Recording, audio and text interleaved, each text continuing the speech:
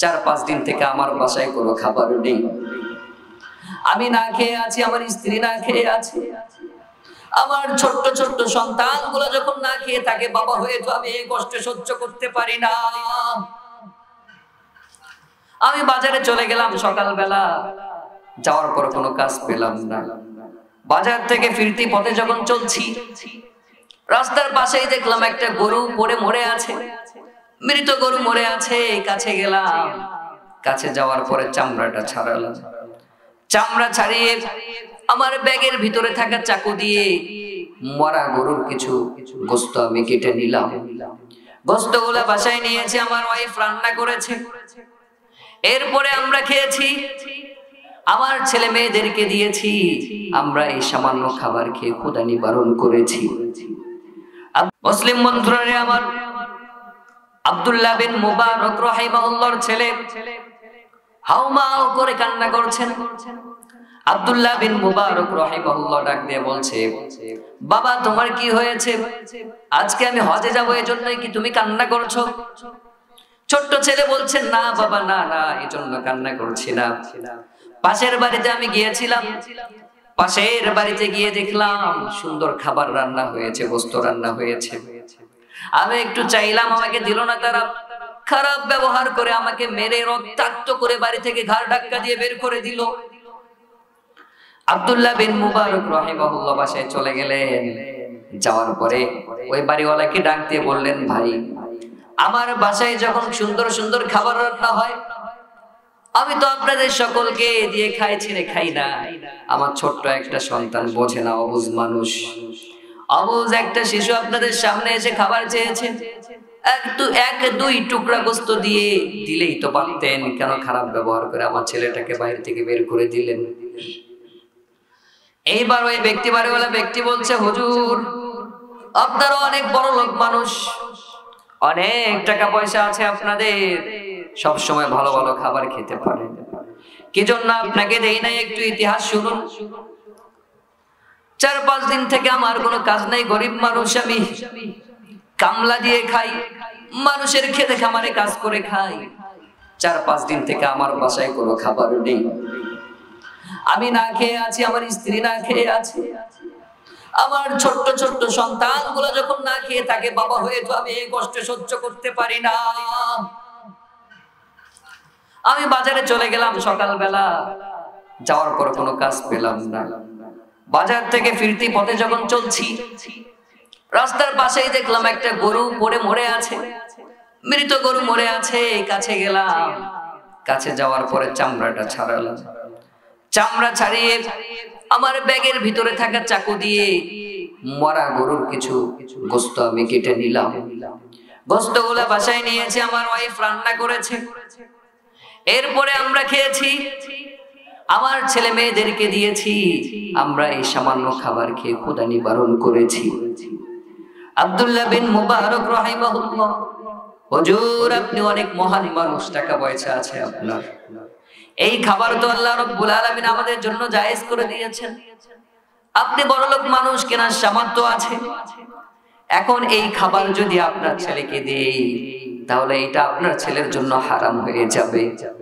এবার আপনি বলেন তো আমাকে, আপনাকে আপনার ছেলেকে খাবার না দিয়ে কি আমি খুব বড় অন্যায় করেছি? আপনার ছেলেকে খাবার না দিয়ে কি আমি খুব বড় অপরাধ করেছি নাকি? আব্দুল্লাহ বিন মুবারক রাহিমাহুল্লাহ এই ঘটনা শোনার পরে হাউমাউ করে কেঁদে দিলেন। বাসায় চলে গেলেন। হজ করার জন্য যত টাকা জমিয়েছিলেন, সবগুলো টাকা নিয়ে এসে প্রতিবেশীকে দিয়ে দিলেন। আল্লাহু আকবার, আওয়াজ দিয়ে বলেন না আল্লাহু আকবার। আল্লাহর নাম বলতে কষ্ট আছে, দুঃখ আছে? আপনার কি খারাপ লাগে? ঘুম ধরেছে? ঘুম ধরেছে? কষ্ট হয়? আমার কথা বোঝা যায় তো? বোঝা যায় তো? তো এরপরে আব্দুল্লাহ বিন মুবারক রাহিমাহুল্লাহ হজ করার জন্য যত অর্থ জমিয়েছিলেন, সব অর্থ নিয়ে গিয়ে ওই যে ক্ষুধার্ত ব্যক্তি যে আছে, গরিব মানুষ, তাকে দিয়ে দিলেন। তিনি বলছেন, এবার আব্দুল্লাহ বিন মুবারক রাহিমাহুল্লাহ বলছেন, ওই ব্যক্তিকে বলছেন, যে আমি হজ করতে যাব, আর আমার প্রতিবেশী আমার বাড়ির সাথে থাকে, তার একবেলা খাবার জোগাড় করার টাকা নেই, সে একবারে খাবার খেতে পারছে না, আর আমি লাখ লাখ টাকা খরচ করে আমি হজে যাব, এই হজ আমি করব না। ওই ব্যক্তিকে টাকা দিয়ে বললেন, এই টাকাগুলা তোমাকে দিয়ে দিলাম, দান করলাম না, আমার ভাই হিসেবে, আমার প্রতিবেশী হিসেবে তোমাকে দিয়ে দিলাম, এই টাকা দিয়ে তুমি ব্যবসা করো, যা ইচ্ছা করো, স্বাবলম্বী হও। সুবহানাল্লাহ। এরকম ব্যক্তি আমাদের অত এলাকায় আছে। আমরা তো প্রতিবেশী যারা আছে, প্রতিবেশীদের আমরা খোঁজ খবরই নেই না। আত্মীয় স্বজন যারা আছে, আপন আত্মীয় স্বজন, তাদের খোঁজ খবরই ঠিকভাবে আমরা নেই না। আছে না নাই? রাসূল সাল্লাল্লাহু আলাইহি সাল্লামের একটা হাদিস মনে পড়ে গেল। হাদিসটি বলেছেন আব্দুল্লাহ ইবনে আব্দুর রহমান রাদিয়াল্লাহু তাআলা আনহু বর্ণনা করেছেন। রাসূল সাল্লাল্লাহু আলাইহি সাল্লাম বলছেন, আল্লাহ রাব্বুল আলামিন বলেন, আমি আল্লাহ, আমার নাম রহমান। আল্লাহর নাম কি? রহমান কি? রহমান মানে দয়াময়, করুণাময়। রহমান মানে কি বলেন তো? করুণাময়, দয়াময়। আমার নাম রহমান, আল্লাহ রাব্বুল আলামিন বলছে, এবং আমি আত্মীয়তার সম্পর্ককে সৃষ্টি করেছি। এই আত্মীয়তার সম্পর্ক সৃষ্টি করেছেন কে? আল্লাহ। এরপর আল্লাহ রাব্বুল আলামিন বলছে, যে ব্যক্তি আত্মীয়তার সম্পর্ক ছিন্ন করবে, আমি আল্লাহ তার সঙ্গে সম্পর্ক ছিন্ন করে ফেললাম। আর যে ব্যক্তি আত্মীয়তার সম্পর্ক ঠিক রাখবে, আত্মীয় স্বজনদের দেখাশোনা করবে, খোঁজ নিবে, আমি আল্লাহ ওই আমার বান্দার সঙ্গে সম্পর্ক ঠিক রাখবো। সুবহানাল্লাহ। তো আল্লাহ রাব্বুল আলামিন কত বড় কথা বলেছেন। একটু গভীর চিন্তা করে দেখেন। আল্লাহ বলছেন, যে ব্যক্তি আত্মীয়তার সম্পর্ক ঠিক রাখবে, আমি তার সাথে সম্পর্ক ঠিক রাখবো, আর যে আত্মীয়তার সম্পর্ক ছিন্ন করবে, আমি তার সঙ্গে সম্পর্ক ছিন্ন করে ফেলবো।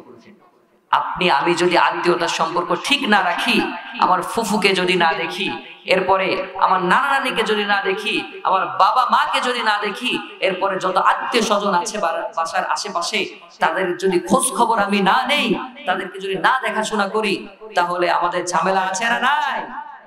জোরে বলেন না, ঝামেলা আছে না নাই? আল্লাহ রাব্বুল আলামিনের ভাষ্য অনুযায়ী, কথা অনুযায়ী, তাহলে আল্লাহ রাব্বুল আলামিন আমাদের সঙ্গে সম্পর্ক ছিন্ন করবেন। কখন করবেন? আত্মীয়তার সম্পর্ক যখন আমরা ছিন্ন করব। এজন্য খুব গভীরভাবে চিন্তা করবেন।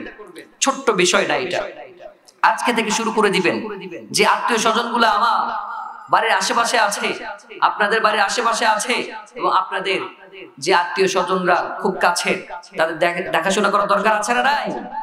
আজকে থেকে শুরু করে দিবেন। একটু ফোন দিবেন যে ফুফি কেমন আছো, এরপর ইত্যাদি ইত্যাদি আত্মীয় স্বজন যারা আছে সবার সঙ্গে একটু মানে কথা বলবেন, খোঁজ খবর নিবেন। আল্লাহ রাব্বুল আলামিন আমাদেরকে তৌফিক দান করুক, সকলেই বলেন আমিন। ঠিক রাখবেন, আত্মীয়তার বন্ধন যে ঠিক রাখবেন, এর পুরস্কার হিসেবে কি পাওয়া যাচ্ছে এটা শুনুন।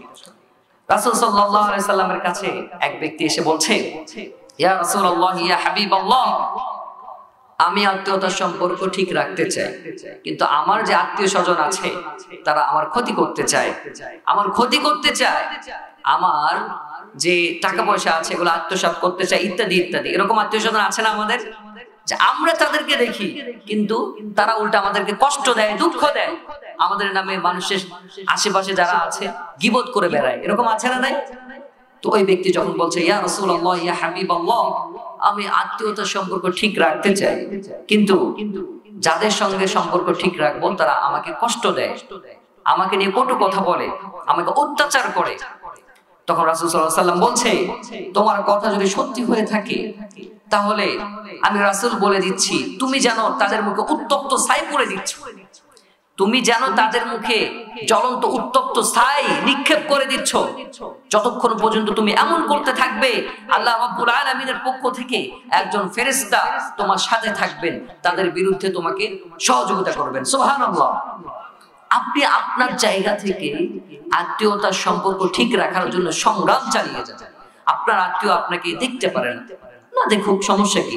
আপনার দায়িত্ব তো আপনাকে পালন করতে হবে, ঠিক কি না? তো আপনার দায়িত্ব পালন করার পরে যদি আত্মীয় যারা আছে তারা আপনাকে ডিস্টার্ব করে, আপনাদের কষ্ট দেয়, আল্লাহ রাব্বুল আলামিন কি বলছেন? আল্লাহ রাব্বুল আলামিনের পক্ষ থেকে একজন ফেরেশতা আপনাদেরকে সহযোগিতা করবেন, সাহায্য করবেন। সুবহানাল্লাহ। তো আমরা আত্মীয় সম্পর্ক ঠিক রাখবো তো? তো আব্দুল্লাহ বিন মুবারক রাহিমাহুল্লাহর ঘটনা বলছিলাম, মনে আছে আপনাদের নাকি ভুলে গিয়েছেন? মনে আছে? তো আব্দুল্লাহ বিন মুবারক রাহিমাহুল্লাহ সবগুলো টাকা দান করে দিলেন, সব টাকা দান করে দিলেন, লক্ষ লক্ষ টাকা। ওই ব্যক্তি খুশি হয়ে আল্লাহর কাছে দোয়া করলেন। এরপর আব্দুল্লাহ বিন মুবারক রাহিমাহুল্লাহ বাসায় চলে গিয়েছেন। 40-50 দিন শেষ হয়ে গিয়েছে, হজের কার্যক্রম সব শেষ হয়ে গিয়েছে। একদিন হঠাৎ দেখা হয়েছে আব্দুল্লাহ বিন মুবারক রাহিমাহুল্লাহ তার এক বন্ধুর সঙ্গে দেখা হয়েছে। তার বন্ধু বলছে, বন্ধু হজ থেকে কবে ফিরে আসলা তুমি? কবে ফিরে আসলা? দেখা সাক্ষাৎ হচ্ছে না তোমার সঙ্গে আসার পরে। তো আব্দুল্লাহ বিন মুবারক রাহিমাহুল্লাহ আশ্চর্য হয়ে গেলেন, কি রে, আমি তো হজই করি নাই, আমি তো হজ করি নাই, আমি হজ করতে গেলামই কখন? এই ব্যক্তি এই কথা কেন বলছে আমাকে? আমার বন্ধু মানুষ। আশ্চর্য হয়ে গেলেন। আব্দুল্লাহ বিন মুবারক রাহিমাহুল্লাহর ওই বন্ধু আব্দুল্লাহ বিন মুবারক রাহিমাহুল্লাহকে ডাক দিয়ে বলছেন, বন্ধু এটা তো কখনো হতে পারে না, তুমি মিথ্যা কথা বলছো। তোমার সঙ্গে আমি সাফা আর মারওয়া দৌড়াদৌড়ি করেছি, শয়তানকে পাথর মেরেছি, লাব্বাইক লাব্বাইক বলে আল্লাহ রাব্বুল আলামিনের যে বাইতুল্লাহ আছে, বাইতুল্লাহ চত্বরে আমরা দুইজন একসঙ্গে ঘোরাফেরা করেছি, আমরা দুইজন একসঙ্গে মাথা মুন্ডন করেছি। এরকম করে যত হজের কার্যক্রম আছে আমরা দুইজন একসাথে খুব সুন্দরভাবে আদায় করে বাসায় ফিরে এসেছি। আর তুমি এখন বলছো তুমি হজ করতে যাও না, এটা কি কখনো হতে পারে? আব্দুল্লাহ বিন মুবারক রাহিমাহুল্লাহ অনেক আশ্চর্য হয়ে গেলেন। রাতে ঘুমিয়েছেন, গায়েব থেকে আওয়াজ আসছে, আশ্চর্য ধরনের আওয়াজ আসছে। আওয়াজ তাকে বলে দিচ্ছেন, ও আব্দুল্লাহ বিন মুবারক তুমি হজ করতে যাও নাই, কিন্তু হজ করতে না যাওয়ার পরেও তুমি যে টাকাগুলা জমিয়েছিলা, এই টাকাগুলা ক্ষুধার্ত এক ব্যক্তিকে তুমি দান করে দিয়েছো, তোমার প্রতিবেশীকে দান করে দিয়েছো। আল্লাহ রাব্বুল আলামিন এই আমলটা অনেক কবুল করেছে। আল্লাহ রাব্বুল আলামিন তুমি হজে না যাওয়ার পরেও তোমার পক্ষ থেকে একজন ফেরেশতা পাঠিয়েছেন। ফেরেশতা পাঠানোর পরে তোমার পক্ষ থেকে যত হজের কার্যক্রম আছে সবকিছু পালন করে নিয়েছেন। সুবহানাল্লাহ। আওয়াজে বলেন না সুবহানাল্লাহ। ওই ব্যক্তির পক্ষ থেকে আব্দুল্লাহ বিন মুবারক রাহিমাহুল্লাহর পক্ষ থেকে হজের যত কার্যক্রম আছে সবকিছু একজন ফেরেশতার মাধ্যমে পালন করে নিয়েছেন। সুবহানাল্লাহ। তার হজ কবুল হয়ে গিয়েছে, তার হজ কবুল হয়ে গিয়েছে। তো এরকম প্রতিবেশী যারা অনাহারে থাকে তাদের খোঁজ খবর নেওয়া দরকার আছে না নাই? মাঝে মধ্যে বাসায় ভালো খাবার রান্না হলে একটু দিবেন তাদেরকে, তারাও একটু দিবে, হাদিয়ে দিবেন। সম্পর্ক অটুট থাকবে, মায়ার যে একটা বন্ধন এটা অটুট থাকবে। আগে আমরা যখন ছোট ছোট ছিলাম তখন দেখতাম বাসায় আত্মীয় স্বজন থাকতো, একজনের বাসায় কিছু রান্না হলে অন্যজনকে দিত, তারও আবার এখানে দিত। কিন্তু এখন ইদানিং দেখা যায় আমাদের মধ্যে এত হিংসা, এত লালসা, এত লোভ, এত অহংকার, আত্মীয়তার সঙ্গে সম্পর্ক করা তো দূরের কথা, পাশের বাড়িতে তরকারি পাঠানো তো দূরের কথা, কিভাবে তাদের ক্ষতি করা যায় এবং তাদের সমালোচনা করা যায় এটাতে আমরা ব্যস্ত থাকি, ঠিক কিনা?